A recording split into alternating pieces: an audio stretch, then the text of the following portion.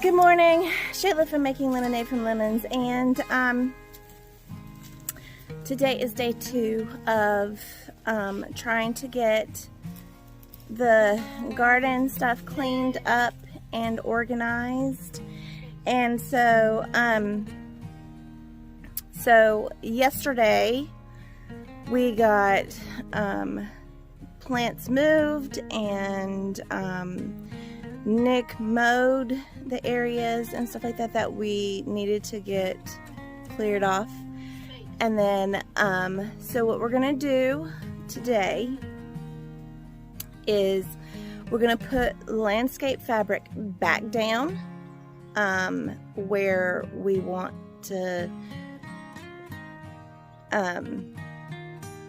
put the plants, because we're just gonna reorganize everything. So we're gonna put the landscape fabric back down, the landscape fabric that was good quality landscape fabric. The other landscape fabric we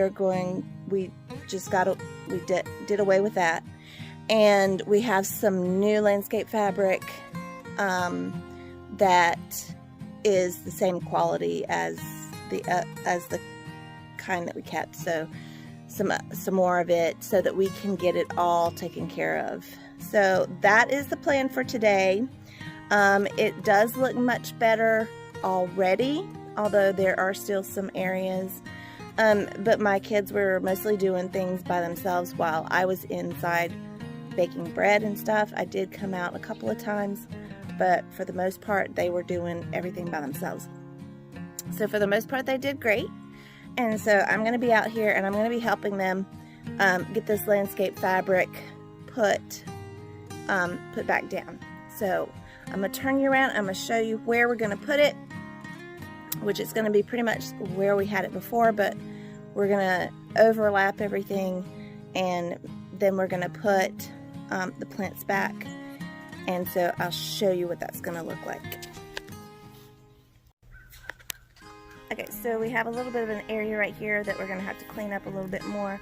And like I said, we're going to have to actually fill this in with dirt because we were waiting to see how everything settled in after the septic, and it's rained several times. And so now this is what we're left with. We've got a couple of holes here and there and this big indentation, so we're going to have to fill this in with dirt. But but this is what we're going to do. We're going to come back over here, and we're probably going to, Evan, do me a favor real quick and pick up that, that tie tape. That's going to have to go in the trash. Yeah, that's not good anymore. So we're going to start pretty much right here.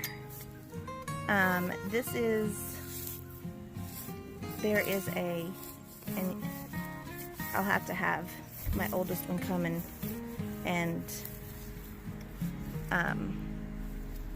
weed eat right here. But as you see, here's some wood, and this is where we're going to start. We're going to start here, and we're going to put landscape fabric from there all the way down the side here. So we're going to put it up to that container over there, which has my garlic in it, and we're going to go past that all the way to the end, and then we're going to go over here. We're going to go all the way down to there, and we're going to take it all the way across. It was kind of like that before, except not completely, and as you see, there was no overlapping of the landscape fabric. And so where it was not overlapping, like right in there, that's where you can see that the grass and the weeds were growing right there because it wasn't overlapping. So we're going to make sure it overlaps, and then we're going to move plants back in here, and we'll show you what that looks like after we get done.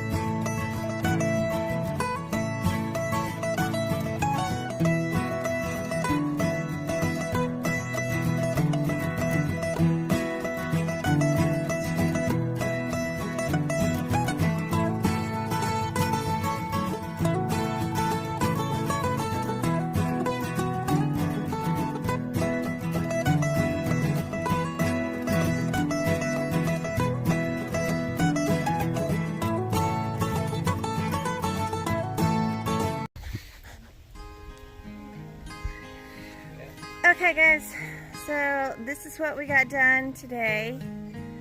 The boys did a lot of work. I helped as much as I could until my back started giving out. Because I can only do so much in the way of bending.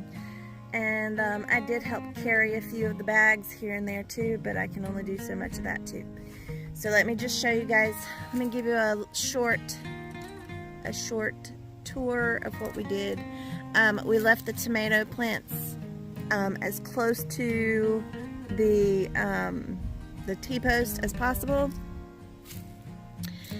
Then we have the pepper plants, which are right here in the back row, and we've got plenty of room to walk around.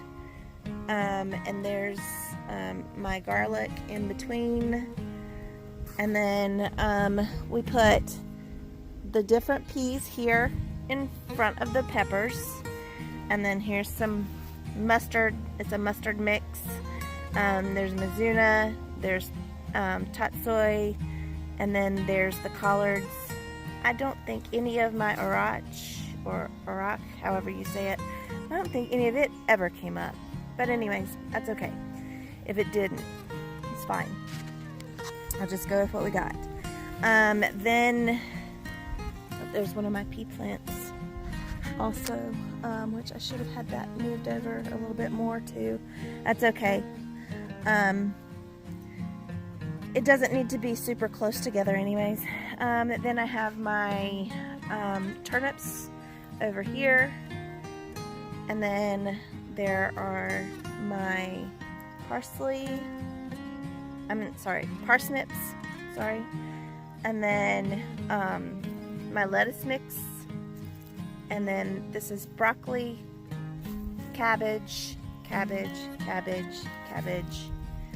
a beet, one of the beets down there, but there's another cabbage, and these are carrots, and there's my Swiss chard, and then I have a couple more cabbage down here. And then this starts mustard. There's more mustard. There's a spinach. And then this is pak choy. And then these are beets. And then right here are the tomato plants. Right here. And then over here is more mustard and kale. Actually, this is kale. This is, I believe this is the dwarf Siberian kale. And then my red Russian, my placenta kale, some, I believe, I'm telling you something, yep, that's scarlet kale, or it's supposed to be, but it looks more like, that looks more like red Russian, some more red Russian, which is fine, either way, it's cool. And that's red Ursula kale. There's some more kale there, and then radishes, and then around here, and these are all my herbs. And so this is how I'm gonna do it. There's my herbs here, basils and sage and oregano, lemon balm, mint. There's strawberry, chamomile, and then lavender, and then basil and marigold plant. And then my husband's getting ready to go to work. And then this is cilantro and some chives that are just starting to sprout. So anyways, so that's what it looks like. It is so much better. It's cleaner. Now I just have to clean up this mess where everything was sitting, where I had to, where I got everything planted and all that kind of stuff. So now we just have to wash that off and sweep up, and then I'm gonna get all that stuff, all the leaves and everything into a pile, and we're gonna put it into a compost bin. So anyways, thanks so much for spending time with us today while we did the rest of the cleaning up of this area. Like I said, we do still have more to do, but it's already so much better and manageable. And we'll see you guys soon.